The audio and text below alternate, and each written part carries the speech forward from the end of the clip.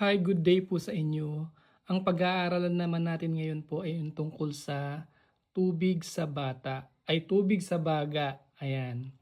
Yung tinatawag na pleural effusion, yung pong tubig sa baga sa mga bata. Ayan. Ito po yung, alam nyo po, ito yung mga lungs natin. Ano? Ito left and right lang. Ayan po. Tapos sa yung balot kasi ng baga natin, meron po yan yung kumbaga po kasi yung baga natin pag nilagay diyan, meron yung pong tubig sa gilid talaga. Ito yung normal. Meron po talaga yung tubig para siyang nakalutang kasi may tubig. Na balancing tubig diyan. Pagka po dumadami kasi yung tubig na yun, yun yung sakit, magkakaroon ng tubig sa baga or pleural effusion. Ito po para sa mas malapitan, dito yung malapitan na po ba, ito yung baga, ano. Ang ganda nito yung parang uka dyan kasi yung left side ng puso kasi, no. Dito po pagka minagnify yan, yung balot ng baga na visceral pleura na nakadikit sa baga. Tapos itong nakadikit sa thoracic wall, yung parietal pleura. Tapos yung pagitan niyan, yung pleural cavity. Hindi yung cavity sa ipin, na yung pleural cavity or pleural space. Kasi pag space naman, baka outer space ang iniisip. No? Pleural space or pleural cavity, yung pinaka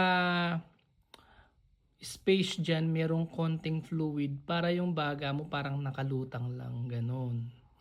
Ayan. So,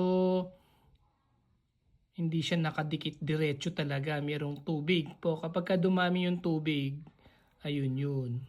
Pleural effusion. Ayan. Ito mas malapitang kuha o. Ayan po yung visceral pleura, yung nakadikit sa baga. Parietal pleura, yung nakadikit na sa malapit na sa muscle, no, sa chest cavity, no.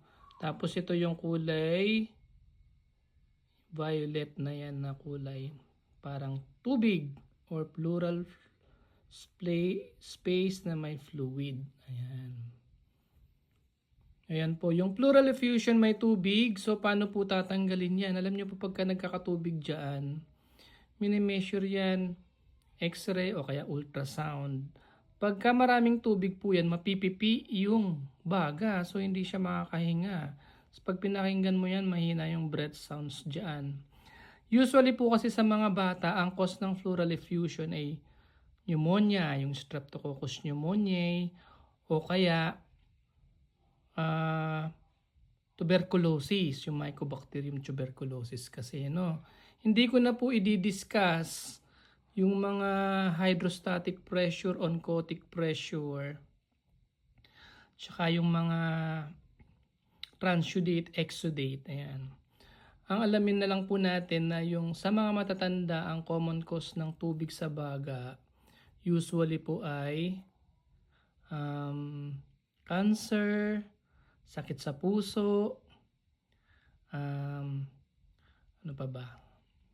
Sakit sa bato, sakit sa liver, ayan, magkakaroon ng tubig yung baga natin. So, anong gagawin? Ayan po, yung tinatawag na thoracentesis.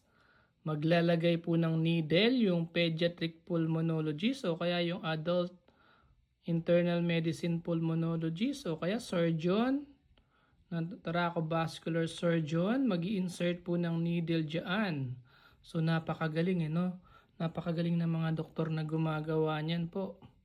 Kasi parang kang si Michael Jordan o si LeBron James o Stephen Curry na mag-shoot ng needle dyan para maswak mo dun sa fluid na hindi mo matatamaan yung baga.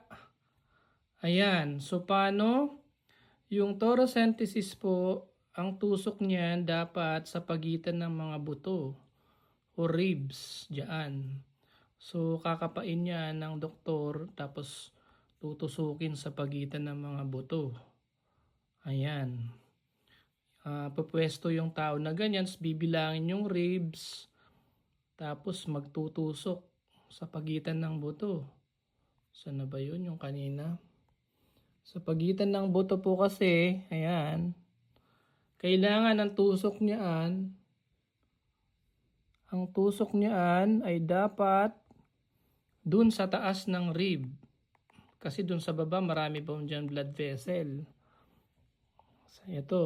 So kapag katutusok ng karayom yung doktor, kailangan dun sa taas ng rib. Gitna or taas.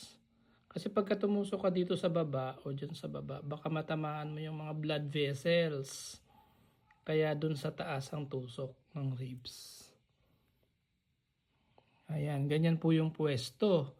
Tapos para makakuha ng fluids. Alam nyo kapag na-drain na po yung fluid na yan, kasi nga 'di ba napipipi yung lungs, so mahihirapan kang huminga.